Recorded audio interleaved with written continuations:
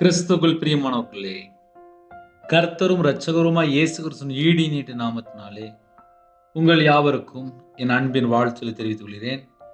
தேவனருளி அப்பம் prayer ministry channel மூலியமாக உங்களோடு சந்திப்பதில் மிகுந்த மகிழ்ச்சி அடைகிறேன். தினம்தோறும் அதிகாலை வேளையிலே பரிசுத்த வேதாந்தத்திலிருந்து ஒரு பகுதியை நாம் தியானித்து நம்முடைய குடும்ப பாதுகாப்பிற்காக நாம் ஜெபித்து வருகிறோம். அதிகாலை வேளையிலே அபிஷேகங்களை பெற்றுக்கொள்ள, தேவனுடைய கிருபை பெற்றுக்கொள்ள புதிய நாளுக்காக இணைந்திருங்கள். 133 சங்கீதம் நாம் தியானிக்கும் போது, இதோ சகோதரர் ஒருமித்து வாசம் பண்ணுகிறது எத்தனை நன்மையும் எத்தனை இன்பமுமானது. அது ஆரோனுடைய சிரசின் மேல் ஊற்றப்பட்டு அவனுடைய தாடியிலே வடிகிறதும் அவனுடைய அங்கிகளின் மேல் இறங்குறதுமான நல்ல தைலத்துக்கும் எர்மோன் மேலும் சீயோன் பர்வதங்கள் மேலும் இறங்கும் பனிக்கும் ஒப்பாயிருக்கிறது. அங்கே கர்த்தர் என்றென்றைக்கும் ஆசீர்வாதத்தையும் ஜீவனையும் கட்டளையிடுகிறார். ஹல்லேலூயா. கிறிஸ்துவுக்குள் பிரியமானவர்களே, முதலாம் வசனத்திலே சகோதரர் ஒருமித்து வாசம் பண்ணுகிறது எத்தனை நன்மையும் எத்தனை இன்பமும் ஆனது. கர்த்தருடைய பிள்ளைகள் தான் அதிகாலையில் இணைந்திருக்கிறீங்க. ஒருமித்து, ஒரு மனம் ஒருமித்து வாசம் பண்ணுகிறது. சகோதரர் ஒருமித்து வாசம் பண்ணும்போது அந்த குடும்பத்தை ஆசீர்வதிக்கிறார். இன்னைக்கு செய்தி என்ன அப்படின்னா, சகோதரர் ஒருமித்து வாசம் பண்ணுகிறது எத்தனை நன்மையும் எத்தனை இன்பமும் ஆனது என்று ஒரு கேள்வி கேட்கிறார்.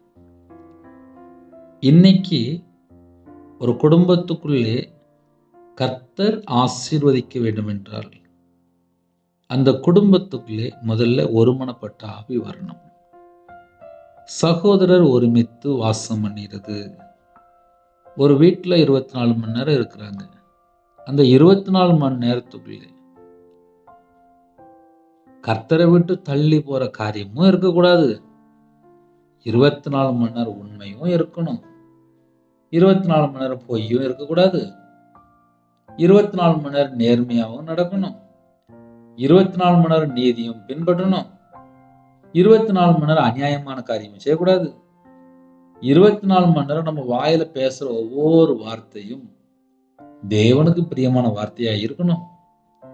ஒரு வீட்டுல 4 பேர் இருக்கிறாங்க, 6 பேர் இருக்கிறாங்க, 5 பேர் இருக்கிறாங்க, 8 பேர் இருக்கிறாங்க அப்படின்னு அந்த வீட்டுல முதல்ல ஒரு மனம் இருக்கா? ஒருமித்து வாசம் பண்றாங்களா? ஒருமித்து. இன்னைக்கு கடைசி காலத்துல நம்ம வாழ்றோம். சில இடத்துல எல்லாம் பணம் லட்சக்கணக்கா வருது. ஏன்னா எல்லாருமே சில வீட்டுல வேலை பார்க்குறாங்க. சாஃப்ட்வேர் இன்ஜினியர் இருப்பாங்க, கவர்மெண்ட் பொசிஷன்ல இருப்பாங்க, பெரிய பெரிய ஆபீஸரா இருப்பாங்க. நிறைய வீட்டுல ஒருமனப்பட்டு இருக்கிறதுக்கு நேரம் இல்லை, குடும்பமா பேசுறதுக்கு நேரம் இல்லை. ஏன்னா பெரிய பெரிய வேலையில இருப்பாங்க, பல இடத்துல போயிட்டு இருப்பாங்க, வந்துட்டு இருப்பாங்க. வீட்டுக்கு வந்ததுக்கு அப்புறம் கூட செல்போன்லயே கொஞ்சம் நேரம் போயிடும், அப்புறம் லேப்டாப்ல கொஞ்சம் நேரம் போயிடும். ஆனால் ஒருமித்து கர்த்தருடைய பிள்ளைகள் கர்த்தருடைய சமூகத்திலே, குடும்பத்திலே, வாழ்க்கையிலே, குடும்ப வாழ்க்கையிலே, தனி வாழ்க்கையிலே, வீட்டுக்குள்ளே நம்ம என்ன செய்கிறோம்? கணவன் மனைவியாக இருக்கலாம், பிள்ளைகள் அம்மா அப்பாவாக இருக்கலாம், ஒரு குடும்பத்தில் 6 பேர் இருப்பாங்க, மாமியார் மருமகளாக இருக்கலாம். ஒருமித்து, அந்த ஒருமித்து எங்கே இருக்கோ, ஒரு மனம் எங்கே இருக்கோ, ஒரு குடும்பத்துக்குள்ள எல்லாரும் ஒற்றுமையாக இருந்தால் அந்த குடும்பத்தை ஆசீர்வதிக்கிறார், ஜீவனையும் கட்டளையிடுகிறார். அப்போ ஒரு குடும்பத்திலே தேவன் எப்போ தீர்காயுசு தராரு, எப்போ ஆசீர்வதிக்கிறார் அப்படின்னு சொல்லி பார்க்கும்போது ஒருமித்து. இதுக்கு ஆப்போசிட் என்ன அப்படின்னா சண்டை, பகை, எரிச்சல், கோபம், வைராக்கியம், பிரிவினை, மார்க்க பேதங்கள், இன்னும் நிறைய காரியம் நம்ம சொல்லலாம். ஒரு வீட்டுக்குள்ள கர்த்தர் கூட இருக்கும்போது தான் ஆசீர்வாதம். ஒரு வீட்டுக்குள்ள கர்த்தர் கூட இருந்தாதான் சமாதானம். ஒரு வீட்டுக்குள்ள தேவன் வர்றதுக்கு நம்ம வாழ்க்கையில கர்த்தரை விட்டு தள்ளி போற ஏதாவது சின்ன சின்ன காரியம் இருந்துச்சுன்னா அதெல்லாம் தூரத்துக்கு போட்டுறணும். உங்க வீட்டுக்குள்ள இயேசு கிறிஸ்து வந்தாதான் ஆசீர்வாதம். உங்க வீட்டுக்குள்ள இயேசு கிறிஸ்து வரணும் அப்படின்னா வாயில பேசுற வார்த்தையிலிருந்து, சிந்தனையிலிருந்து, இதயத்துக்குள்ள இருந்து நம்ம என்ன யோசிக்கிறோம், 24 மணி நேரம் என்ன யோசிக்கிறோம், அதுக்கப்புறம் வீட்டுக்குள்ள யாரெல்லாம் இருக்கிறாங்க, எல்லாருக்குள்ளேயும் ஒரு மனம் இருக்கா? ஒரு மனம் இருக்கும்போது அந்த குடும்பத்தை ஆசீர்வதிக்கிறார், ஜீவனையும் கட்டளையிடுகிறார். 2 முக்கியமான ஆசீர்வாதம் இருக்கு. 2ஆம் வசனத்துல நம்ம வாசிக்கும்போது அது ஆரோனுடைய சிரசின் மேல் ஊற்றப்பட்டு அவனுடைய தாடியிலே வடிகிறதும் அவனுடைய அங்கிகளின் மேல் இறங்குறதுமான நல்ல தைலத்துக்கும் என்று எழுதப்பட்டிருக்கு. அபிஷேகத்துக்கும் என்று எழுதப்பட்டிருக்கு. இன்னைக்கு அபிஷேகத்தை பெற்றுக்கொள்ளணும் அப்படின்னா ஒரு வீட்டில் 4 பேர் இருக்கிறாங்கன்னா 4 பேருக்குள்ள ஒரு ஒருமனப்பட்ட ஆவி இருக்கணும். சில வீட்டிலலாம் எப்படின்னா ஒன்லி சண்டே மட்டும்தான் நடக்கும். அந்த வீட்டுல நிம்மதியே பார்க்க முடியாது. எரிச்சல், கோபம், பகை, வைராக்கியம், தூசணமான வார்த்தைகள், கெட்ட வார்த்தைகள், தேவையில்லாத வார்த்தைகள். ஒரு குடும்பம் அப்படின்னா, கிறிஸ்டியன் அப்படின்னா, தேவனுடைய பிள்ளைகள் அப்படின்னா, வேதக்காரங்க அப்படின்னா நம்ம எப்படி இருக்கணும் அப்படின்னு சொல்லி பரிசுத்த வேதாந்தத்துல பார்க்கும்போது ஒருமித்து சகோதரர் என்று எழுதப்பட்டிருக்கு. ஒரு குடும்பத்துல 4 பேர் இருக்கிறீங்களா, 6 பேர் இருக்கிறீங்களா,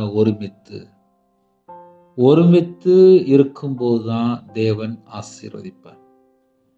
இன்னைக்கு சில குடும்பத்துக்குள்ள என்ன காணோம்? ஒருமனப்பட்ட ஆவியை காணும்.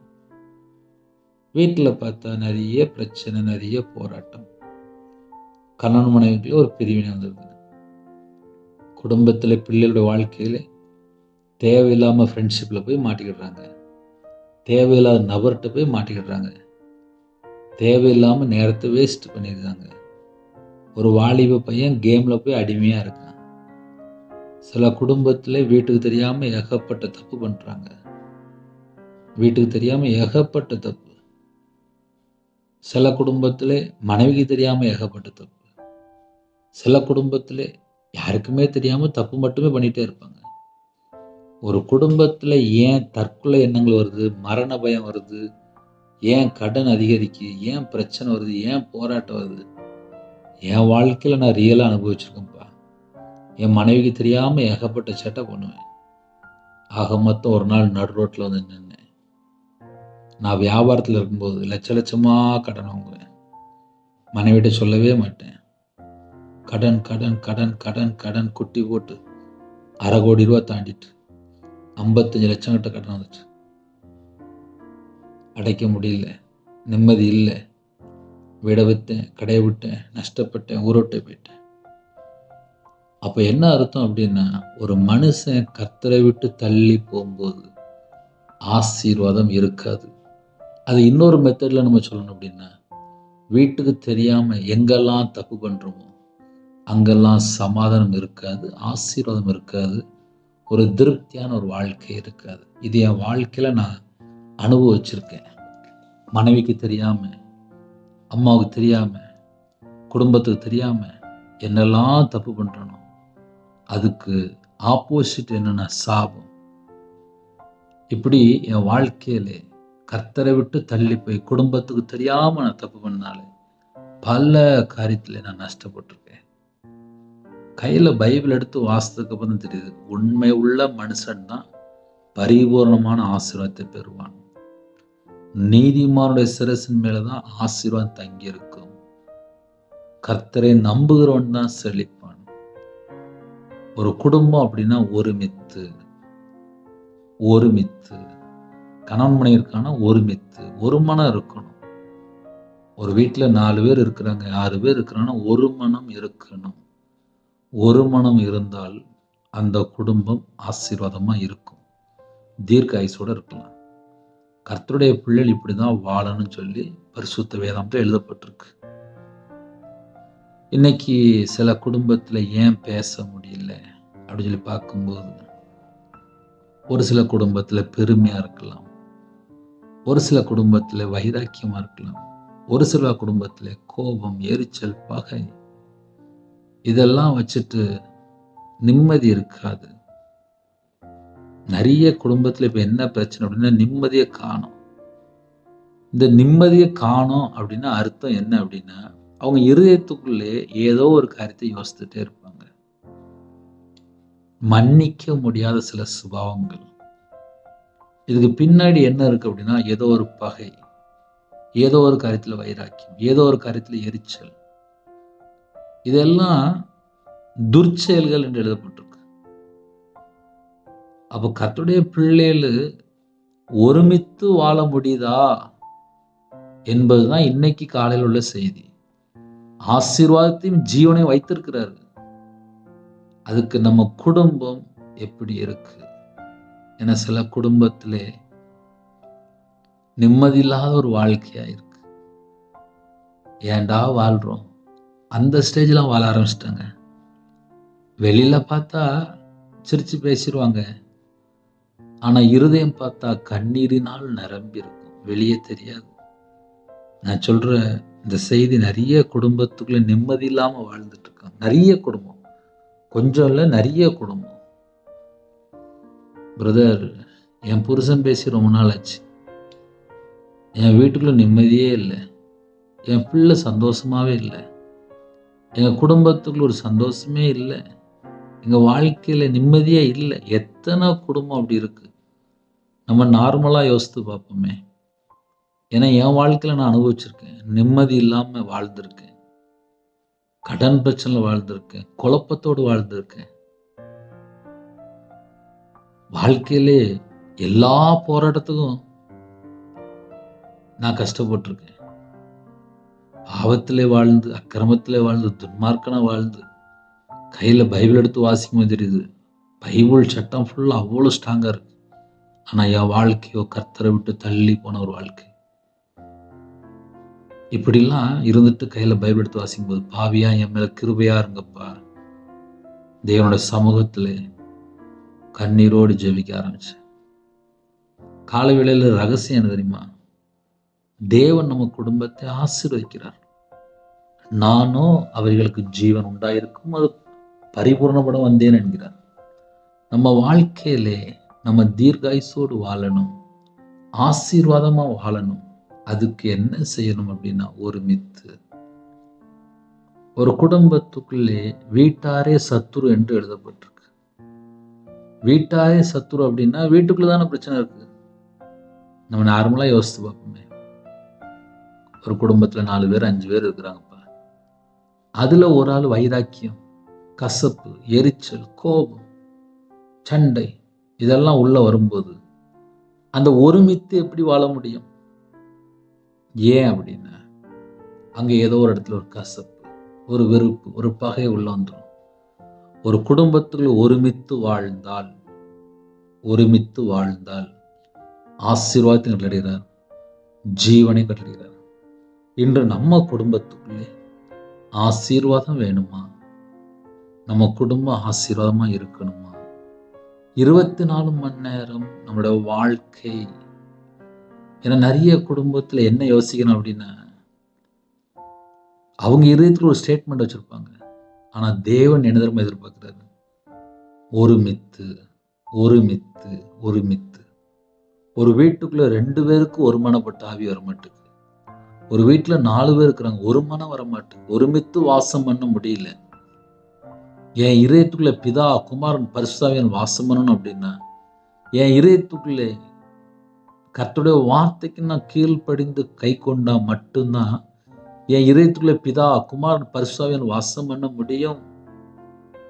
நான் தேவனுடைய சமூகத்திலே காத்திருந்து, அப்பா என் பாவத்தை மன்னிச்சிருங்கப்பா, என்கிட்ட குறை இருக்குப்பா, நான் உங்களுக்கு பிரியமில்லாம வாழ்ந்துட்டு இருக்கேன்ப்பா, என்னை சரி செய்துங்கப்பா, என்னை சரி பண்ணுங்கப்பா, என்னை உருவாக்குங்கப்பா, உங்க பிள்ளையா என்னை மாத்துங்கப்பா,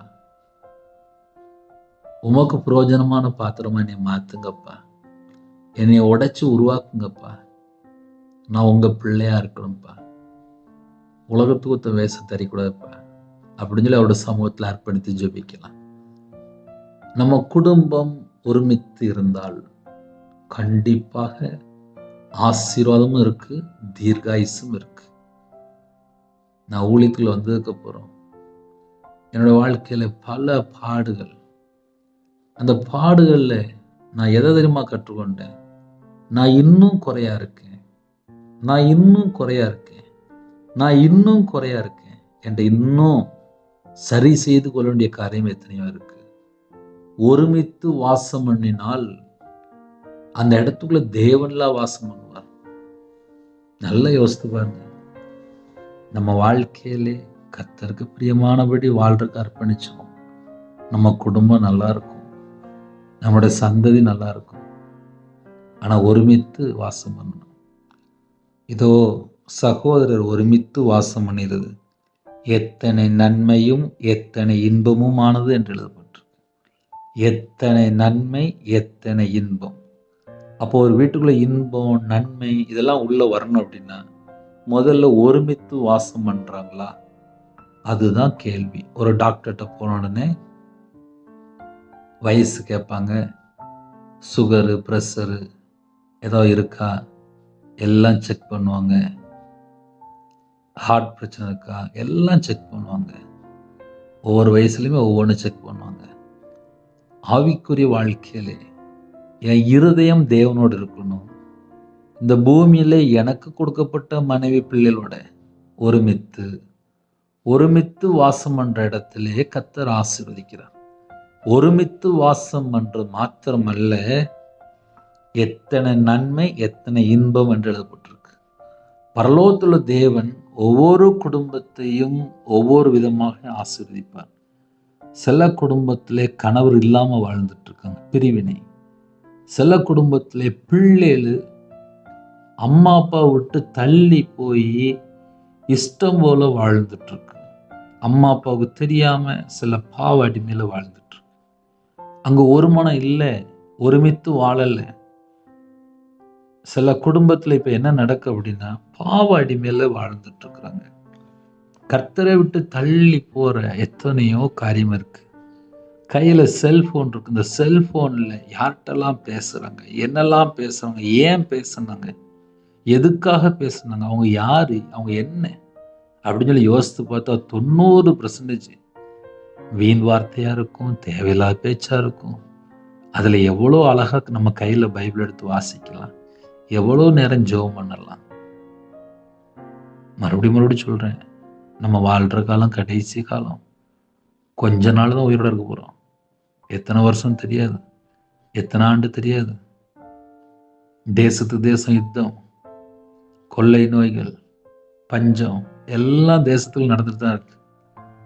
கர்த்தருடைய வருகையில நம்ம போகணும். கொஞ்ச நாள் தேவனுடைய வார்த்தைக்கு என்ன போட்டிருக்கோ அப்படியே கீழ்ப்படிந்து, பாவியா என் மேல கிருபையா இருங்கப்பா, எங்களை அர்ப்பணிக்கிறோம்ப்பா அப்படி நம்ம தாழ்த்தி ஜெபிக்கும் போது நம்ம குடும்பத்தையும் ஆசீர்வதிப்பார். இந்த பூமியில வாழ்ற நாள் அளவும் நமக்கு ஜீவனை கட்டிடுவார், ஆசீர்வாதத்தை கட்டிடுவார். அதுக்கு நம்ம செய்ய வேண்டிய காரியம் ஒரே ஒரு காரியம் தான், ஒருமித்து. இன்னைக்கு செய்தி என்னன்னா ஒருமித்து, ஒரு மனம். ஒரு குடும்பத்துக்குள்ள ஐக்கியம் இருக்கா? ஏன்னா நிறைய குடும்பத்துல பிள்ளைகள் அப்படி இல்லைன்னா பையன் அம்மா அப்பாட்ட பேச விரும்புறது இல்லை. நிறைய குடும்பத்துல தேவையில்லாத ஃப்ரெண்ட்ஷிப், தேவையில்லாத வெளியில் உள்ள தொடர்பு. ஆனா ஒரு குடும்பம் அப்படின்னா ஒருமித்து. ஒரு வீடு அப்படின்னா அந்த வீட்டுல 4 பேர் இருப்பாங்க, அந்த வீட்டுக்குள்ள 4 பேர் ஒருமித்து. அப்படி இருந்தா மட்டும்தான் பரிபூர்ணமான ஆசீர்வாதம். அந்த குடும்பத்துக்கு தேவன் தீர்காயுசை கட்டளையிடுகிறார். நிறைய குடும்பத்துல நினைக்கிறாங்க, பிரதர் நாங்க என்ன செய்யணும். உங்க வீட்டுக்குள்ள யாரெல்லாம் இருக்கிறாங்களோ ஒருமனப்பட்டு இருக்கிறீங்களா? ஒரு மனம் இல்லாத இடத்துல சத்துரு உள்ள வந்துருவான், பிசாசு உள்ள வந்துருவான். நிறைய குடும்பத்துல ரகசியம் தெரிய மாட்டேங்குது. ஒரு வீட்டுக்குள்ள ஒரு மனம் இருக்கிற இடத்துல பிசாசு வர முடியாது. ஒருமித்து வாசம் பண்ணும்போது பிசாசு வர முடியாது. சில குடும்பத்துல என்ன பண்றாங்க அப்படின்னா இஷ்டம் போல வாழ்றாங்க, இஷ்டம் போல கர்த்தரை விட்டு தள்ளி போற ஏதாவது ஒரு பாவத்துக்குள்ள போய் சிக்கி கொள்றாங்க. இதோ சகோதரர் ஒருமித்து வாசம் பண்ணியது எத்தனை நன்மையும் எத்தனை இன்பமுமானது. அது ஆரோனுடைய சிரசின் மேல் ஊற்றப்பட்டு அப்படின்னா நேரா யாத்திராமத்தில் வந்துடணும். மோசே ஆரோன் எழுதப்பட்டு அபிஷேகம் பண்ணப்படும் போது அங்க எழுதப்பட்டிருக்கு. அப்ப கர்த்தருடைய பிள்ளைகள் அபிஷேகம் பெறணுமா? வீட்டுக்குள்ள ஒரு மனம் இருக்கா? ஆசீர்வதிக்கப்படணுமா? வீட்டுக்குள்ள ஒரு மனம் இருக்கா? தீர்காயுசு வேணுமா? வீட்டுக்குள்ள ஒரு மனம் இருக்கா? கர்த்தருடைய வருகையில நம்ம காணப்படணும். அவருடைய பிள்ளைகள் எப்படி வாழணும்? எல்லாம் கையில பைபிள் எடுத்து வாசித்தா தெரியும்.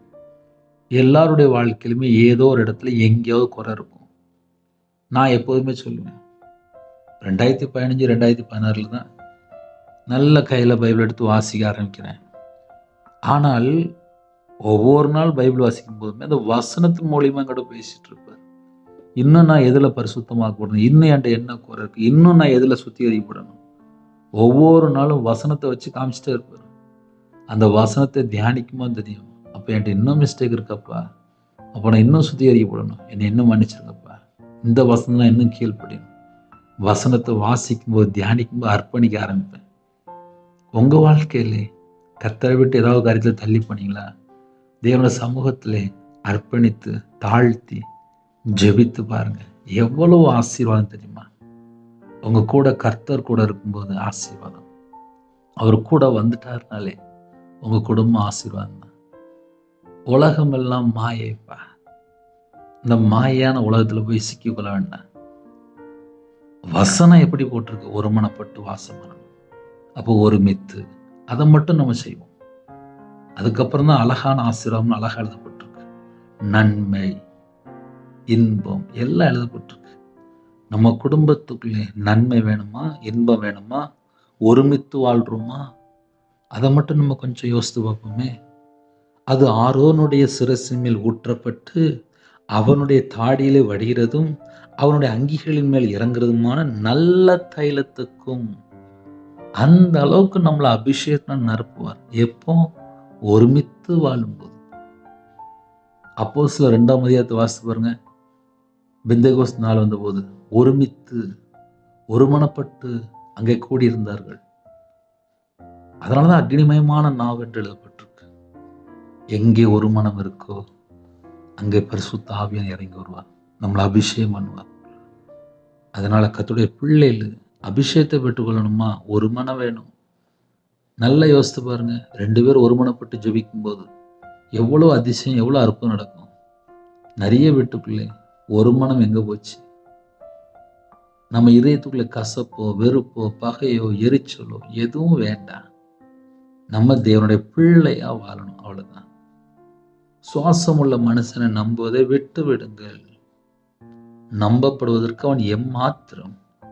இதான் கடைசி காலம். இந்த கடைசி காலத்துல யாரை நம்பலாம், யாரை நம்ப கூட தெரிய மாட்டேங்குது. இயேசு கூட யூதாஸ் காரியத்து 3 வருஷம் கூட இருந்தாரு. ஆனா கடைசி நேரத்துல நாண்டு கொண்டு செத்தான் சொல்லி போட்டிருக்கு. என்ன காரணம்? ஒரு ஆசை, 30 வெள்ளி காசுக்கு ஆசை, அவ்வளவுதான். கடைசி நேரத்துல பணத்துக்காக கர்த்தரை விட்டு போயிட்டான். இதே போலதான் மனுஷனோட வாழ்க்கை. கர்த்தரை விட்டு தள்ளி போகும்போது ஆசீர்வாதத்தை இழந்துருவாங்க. கர்த்தருடைய பிள்ளைகள் கர்த்தருடைய வார்த்தை கீழ்ப்படியும் போது ஆசீர்வாதம். எர்மோன் மேலும் சீயோன் பர்வதங்கள் மேலும் இறங்கும் பனிக்கும் ஒப்பாயிருக்கிறது. அங்கே கர்த்தர் என்றென்றைக்கும், அந்த வேர்டை நீங்க நல்லா யோசிக்கணும், அங்கே கர்த்தர் என்றென்றைக்கும் ஆசீர்வாதத்தையும் ஜீவனையும் கட்டளையிடுகிறார். ஆசீர்வாதத்தையும் ஜீவனையும் கட்டளையிடுகிறார் அப்படின்னா அது நார்மல் கிடையாது.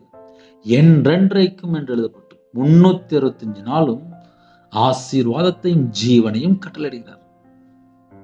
அப்போ அவ்வளவு பெரிய ஒரு ஆசீர்வாதம் நம்ம வாழ்க்கையில் வேணும் அப்படின்னா நம்ம வீட்டுக்குள்ள ஒருமனப்பட்ட ஆவி இருக்கா? கணவன் மனைவிக்குள்ள நிறைய வீட்டுக்குள்ள ஒருமனப்பட்ட ஆவி இல்லை.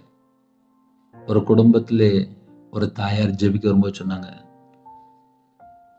பிரதர் எனக்கு 57 வயசு அப்படின்னாங்க. அப்படியாம்மா அப்படின்னு. என் கணவருக்கு 65 வயசு அப்படின்னாங்க. அப்படியா, சொல்லுங்கம்மா அப்படின்னு. நாங்கள் புதுசாக ஒரு கடைய வச்சோம். ஒரு ₹1,00,000 வெளியில வட்டிக்கு வாங்கி, அந்த கடைய நடத்த முடியல. நான் இப்ப வேலைக்கு வந்துட்டேன் அப்டின்னாங்க. ஏம்மா? அப்டின்னேன். கடைய ஆரம்பிச்ச உடனே வீட்டுக்குள்ள சண்டை வந்துட்டு, அந்த கடையில முதல்ல ஆரம்பிக்கும்போது வியாபாரம் இருந்துச்சு. அப்புறம் வியாபாரம் இல்ல. கொஞ்சம் மாந்திரீகம் பிரச்சனை இருக்கு.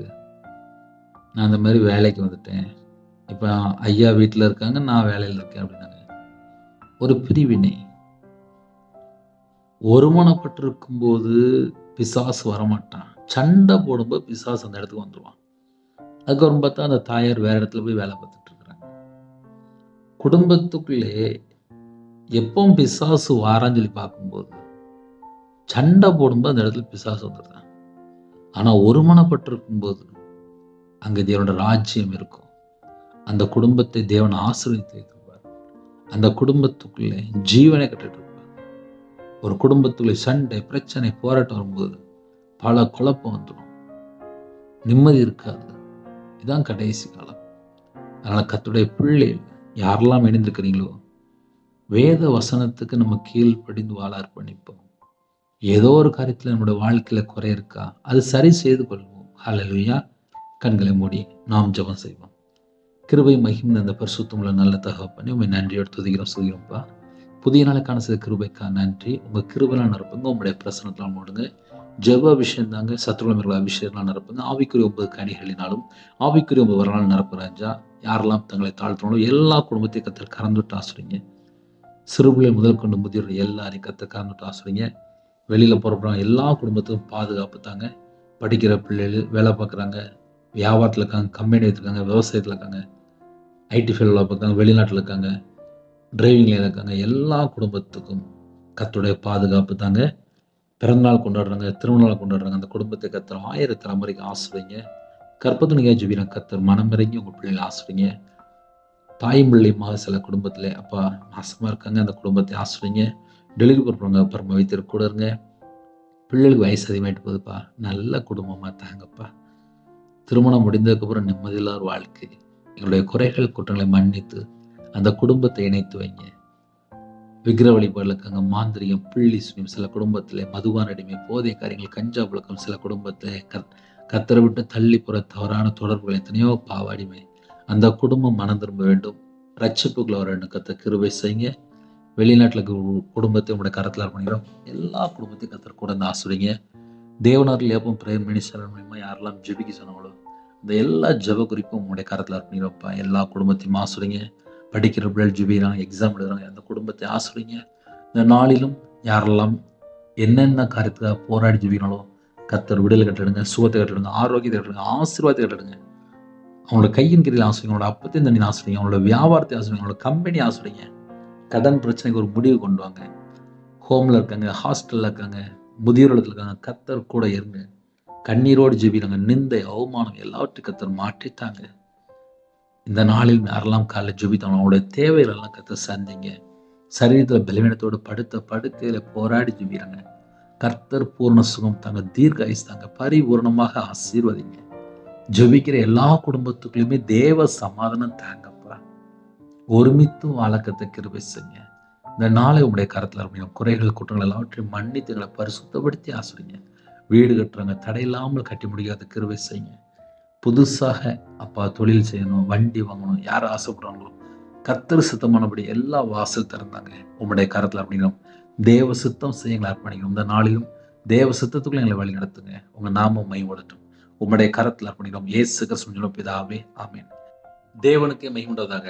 கர்த்தர் தாமே உங்களை உங்கள் குடும்பத்தில் சகல காலத்திலும் சம்பூர்ணமாக திருப்தியாக கர்த்தர் கொடுத்து ஆசீர்வதிப்பாராக. ஆமென். கர்த்தராகிய இயேசுவின் கிருபையும் பிதாவாகிய அன்பும் பரிசுத்தருடைய ஐக்கியமும் இப்பொழுதும் எப்பொழுது சதா காலங்களிலும் நம்ம நினைவு கொடுப்பதாக. ஆமென். கிறிஸ்துவில் பிரியமானவர்களே, தனி ஜெபம் பண்ணுங்க. 9363064181 நம்பருக்கு உண்டால் நாங்கள் உங்களுக்காக குடும்பத்துக்காக ஜெபிப்போம். நீங்களும் என்னுடைய ஊழியக்காரத்துடன் ஜெபித்துள்ளுங்கள். கர்த்தருடைய வருகையில நாம் காணப்படுவோம். கர்த்தர் உங்களையும் உங்கள் குடும்பத்தில் சகல காலத்திலும் சம்பூர்ணமாக திருப்தியாக கர்த்தர் கொடுத்து ஆசீர்வதிப்பாராக. ஆமென். God bless you. Thanks for watching. Please subscribe our channel. Click the like and share. Click the bell. God bless you.